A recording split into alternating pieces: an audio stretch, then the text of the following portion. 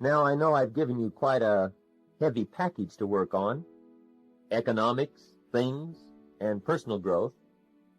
That whole package for tomorrow, this week, this month, this year, long range. So, here's the formula for setting goals.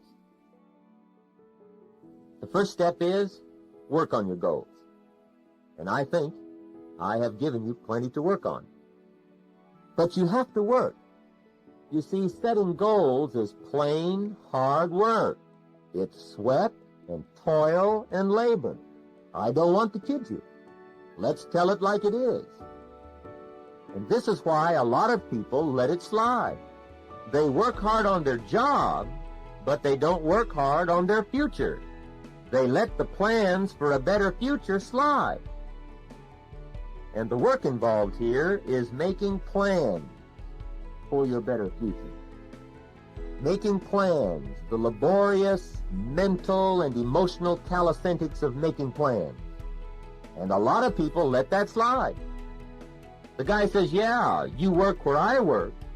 By the time you fight the traffic all the way home, when you get home, it's late, it's dark. You've got to eat, watch a little TV, and get to bed. You can't sit up half the night, plan. And the poor guy's behind on his house note. He's a good worker. The guy's a hard worker. But he's a poor planner, and he's broke. Remember, it's easy to be broke, but a few simple things, practiced every day, you need never be broke again. So, work on your goals.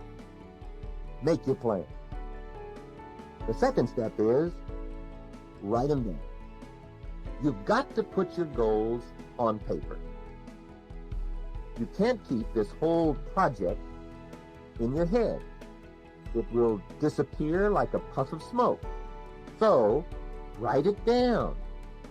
One of the best bits of advice I ever got was, make constant companion of paper and pencil. Get it down. Don't miss anything. A recent article in the sports paper shows John Wooden, super coach of the UCLA Bruins. And incidentally, the Bruins have won 11 out of 12 national collegiate basketball championships, 7 in a row. An incredible record. And an incredible coach, John Wooden, master coach. The article says he was taking notes at a recent coaches' convention. Can you imagine John Wooden, master coach, taking notes? Yes, you see, that's how you become master coach. At my recent speech to the Idaho Bankers Convention, I said, gentlemen, master your trade. Now you do that. Write it down and don't miss anything. Now, another reason for writing your goals down, it shows whether or not you're serious. You see, everybody hopes things will get better. Everybody does that. Poor people hope. If hope made you rich, everybody would be wealthy. But I can tell you this now, the future does not get better by hope. It gets better by plan. Unless hope turns into plans and plans into action, it all turns to ashes. My close friend often says, the man who fails to plan is planning to fail. How very true. So don't play the poor man's game. Poor people say, surely somebody will think of something to help us. The president will think of something. The union leaders will come up with something. The bankers and the economists, what are they getting those big salaries for? They're bound to think of something to help us. Surely somebody will think of something. See, that's the way poor people talk. It's called the language of the poor. Whatever you do, don't fall into that trap. Here's the best help anyway. It's self-help. Learn to help yourself. Someone once said, I kept looking around for a helping hand, and I found one at the end of my arm. See, that's the one. And if you find the other one, with both of them, you might get rich. So the best plans are your own plans. Get serious. What if the best brains in the country find a way to lower the interest rate from 10% down to, say, 8%? Are you okay now? Is everything fine? What if the best brains in the country find a way to slow down inflation from, let's say, 6% a year down to 3% a year? Are you okay now? Is everything all right? See, the best brains in the country can work on the economy until it works perfectly, and it will only help your life fractionally. If you want to make major changes, you've got to make those plans. They aren't working out in Washington, D.C. on how to triple your income. Honest. They don't work on the biggies out there. One of the big ones right now is an extra personal deduction on your income tax. But don't get your hopes up. They've got to vote yet. Now, I'm not trying to put that down. I'm trying to put it in perspective. It means this. Everyone else working on your better future will help you fractionally. If you want major changes, you've got to make those plans. And I'll tell you what, if you don't get busy on your better plans for your better future, I'll tell you what, you'll probably always fit into somebody else's plan. And I'll tell you what somebody else may have planned for you. A skinny income, an empty bank account, and a flat purse. Congratulations. You might say, well, I don't like those plans. Then will you please make some plans of your own? I know the traffic's heavy, and you get home late, but gosh, it's your life. So get your plans going. Now, the third step in setting goals is the size of your goals. The size and kind of goals you have is very important because size determines effect. The effect it has on you. Remember, whatever you're going for affects you. You see, your goals affect you. Your goals affect your handshake. They affect your smile. Your goals affect your conversation. They affect your attitude, your personality.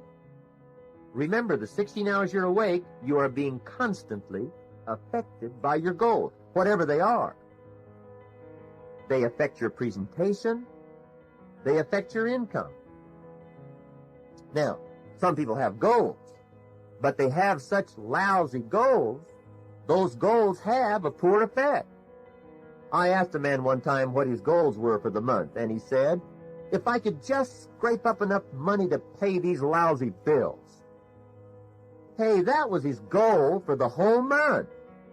He had no list. You could have searched his car, no list. Searched his house, not one list. Look in his wallet, no list, nothing. Now, I'm not saying that isn't a goal. It is. But it's such a poor goal. It has a poor effect.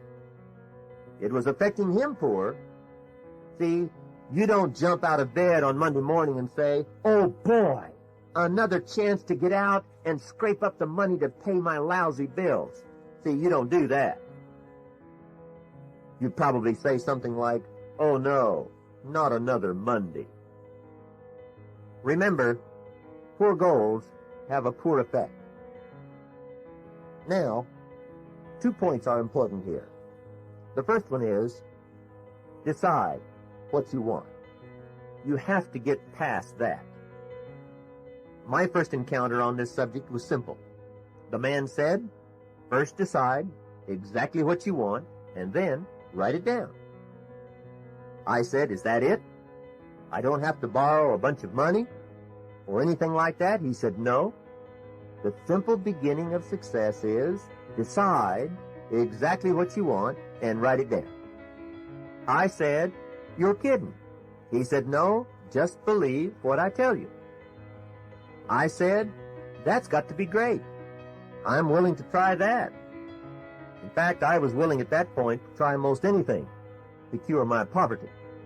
So, I grabbed a piece of paper, and I got a pencil, and sat down, and I made a very important discovery. I found out I didn't know exactly what I wanted. I looked up and said, I really haven't given this much thought. And he smiled and said, I know that. It wouldn't be hard to guess your bank balance. So, first, give it some thought. Decide. Then second, decide on the size. The question now is, how big should your goals be? Answer, big enough to turn you on. Big enough to drive you. Big enough to motivate you. Big enough to light your wick. Get you moving. That's how big they ought to be. If they're not that big, change them. You don't have to keep the same goals. You can keep the same job, but work for better reasons. And then there's an Old Testament phrase that says, without a vision, people perish. They die. They shrivel up to nothing. Unless a man has an objective, a dream, plan, a goal, he dies. His spirit dies. His excitement dies. His vitality dies. His ambition dies. And remember, he may die at 30, not get buried till 60. Don't let that happen to you. Get a vision. Get a dream. Get a goal. And don't worry so much about the how to get it. Remember, what you want is number one, most important. The how comes second. Here is something exciting to learn, and that is, the bigger and the stronger the want, the easier the how. Remember, a man can do the most amazing things if he has amazing things to do. He's not going to do amazing things unless he has something that's important and meaningful. The guy says, well, I just don't see how I could learn it. Of course, he doesn't see how he could learn it. It isn't that important. He isn't on fire. He needs more reasons, better reasons, bigger reasons, more exciting reasons, more important reasons. All kinds of untapped abilities are usually waiting for bigger, more challenging reasons. So, get a strong reason. What if I had a $5,000 check waiting for you tomorrow night if you brought 20 prospects to my house? You say, I'll be there with the 20. With that kind of money, who couldn't? See, you could. Ability? It's triggered and nourished by strong enough reasons. Without good reasons, ability sleeps. The man says, you make it worth my while and see what I can do. I know that. What I want you to learn to do is make it worth your own while. Don't keep sitting around waiting for someone to come by and make it worth your while. What if nobody shows up? Are you going to sit there and live on crumbs? Start working on your goals if nobody shows up. And make them important. Make them exciting. Take the small ones first, and then work right on up to the bigger ones. But don't delay. Start today. And get the whole family in on it. Get together with your wife, your husband, your children. Everybody needs a list and pictures and talk about it every day. Hey, remember, kids can do remarkable things if they have remarkable things to do. Talked about daily. And I might add this. if you don't give kids something remarkable to do, no telling what they'll do. So you leave. You get serious. One more question here is, how do you set better goals? About the best advice I can give you on this is, get around where it's better and let something hit you. You see, we all operate by inspiration. We see something, and the first time we say, wow. We see it the second time, and we say, isn't that something? And then we see it the third time, and we're apt to say, I've got to have one. So, get around where it's better.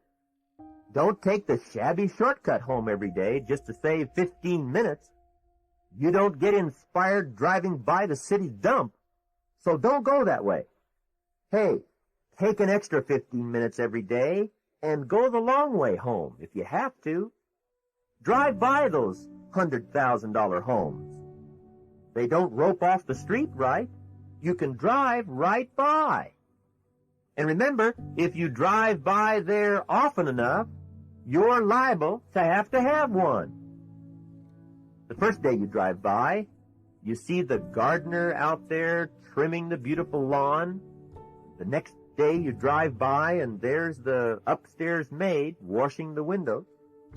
The next time you drive by, you see the downstairs maid shaking the dust mop out the back door. The next time you drive by, you see the truck parked out in the driveway and the pool man is in the beautiful backyard taking care of the swimming pool. Finally, another day you drive by and you see both the man and the lady of the house in the front yard talking, picking some flowers, and you can't resist any longer. And you stop. And you walk up and introduce yourself and you say, I've been admiring your beautiful home for a long time. And would it be asking too much to show me through? They both say, no problem, we'd be glad to. So in you go, take the tour all through, and sure enough, it's just as beautiful inside as outside. That night, on the way home, you say, I've got to have a house just like that. So, now you've got to have one. See how that works? And that $100,000 home, no telling what ability and energy and ingenuity it might take. Now, to finish up on goals, let me give you a Bible philosophy that teaches how to get what you want. It's a simple statement that says in a few words what I've been trying to say for about the last 30 minutes.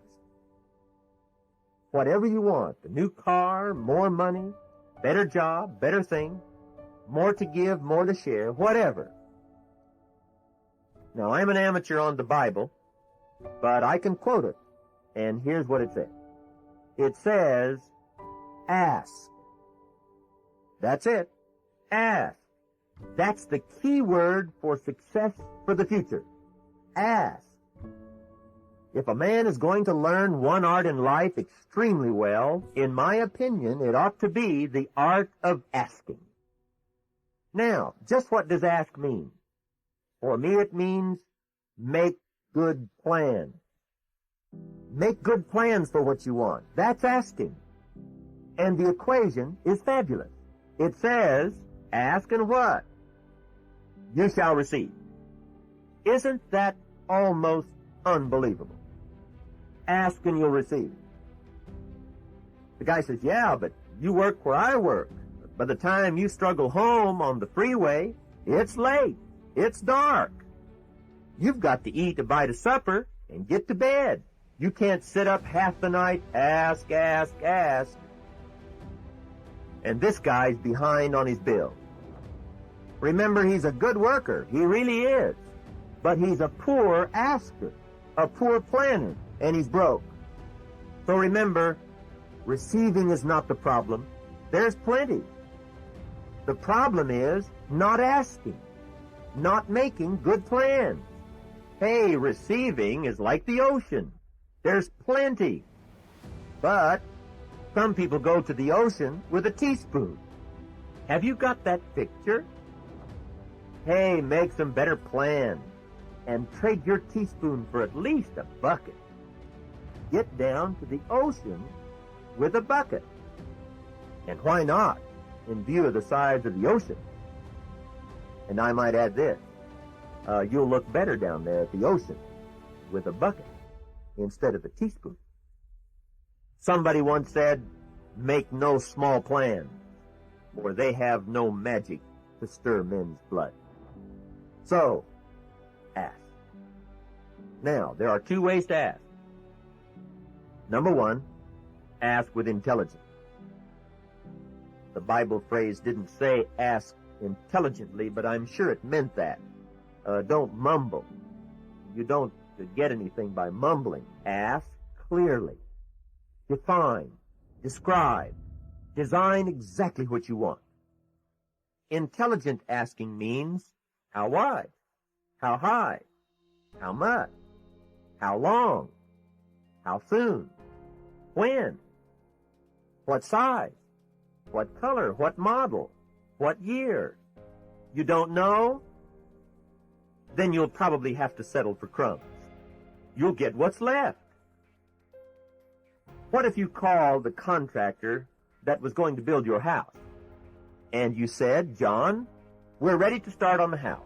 Let's build it about 75 to 100 feet long. Now, could you build a house about 75 to 100 feet long? The answer is no. Of course not. As long as your plans are that fuzzy, it'll never get built. And remember, some people's plans for their better future are just about that fuzzy. They don't really know. And somebody once said, if you don't know where you're going, how will you know when you get there? You won't even know when to celebrate. Here's a guy, 50 years old, and he's never had a party. He's never won nothing. My friend often says, that poor man is never winning, never losing, just walking that long gray road of mediocrity day after day. So, ask with intelligence. The second way to ask is ask with faith. Faith like a child. And that means believe you can get it. Faith is the childish part. Plans is the adult part. Put the two together, and you have an unbeatable combination for lasting success. Now I've got to add one more thing to setting goals. I don't want to give you any false signals about being successful. We've been talking about how to get what you want, but I have to add this. You won't get everything you want. Those happen to be the facts. It just hasn't been set up that way. I never met a person who got everything they wanted. Remember, nobody bats 1,000. So, you won't get everything you want, but you have to want everything you get. You have to want it bad enough to plan for it, work for it, and believe in it. But let me quickly add this so you won't get discouraged. To make your life an unbelievable adventure in achievement, you don't have to get everything you want. Remember, to be a winner, you don't have to win every game. Be a champion, you don't have to win them all. The best baseball players in the history of baseball, their names are in the Hall of Fame. They call them superstars. The best batting averages in the history of baseball among the superstars is 400. Remember, the best superstars bat 400, not 1,000. 400. That means that during their career, when they went up to bat 10 times in a row, they were always out an average of 6 times out of 10. Superstars are always out 6 times out of 10. So to be a champion, a winner, here are 2 key steps to remember. Number 1, always play the game. Always take your turn at bat. Never miss. With 102-degree fever, wobble up there and swing. Never miss a game. And always have a game to play. Always have a list for tomorrow. That's the game. Your list. Your plan. Hey, remember this, if you don't have a list for tomorrow, tomorrow night will come and you won't know whether you won or lost. And you'll start walking that long gray road of mediocrity, never winning, never losing, just existing. So, always play the game. Set your goals. Get some objectives. Always. Daily. And number 2, always think you're going to win. You say, that's childish. You can't win every time. That's right. You can't win every time, but you've got to think you're going to win every time. That's the stuff champions are made of. So number 1, always play. And number 2, always believe you will win. Remember, there is no sin in losing. The sin is not trying. And when the final books are added up, let the record show you batted 200. Let it show you batted 400. Let it show your strikeouts. Let it show your home runs. But never let it show that you didn't play. How would you possibly explain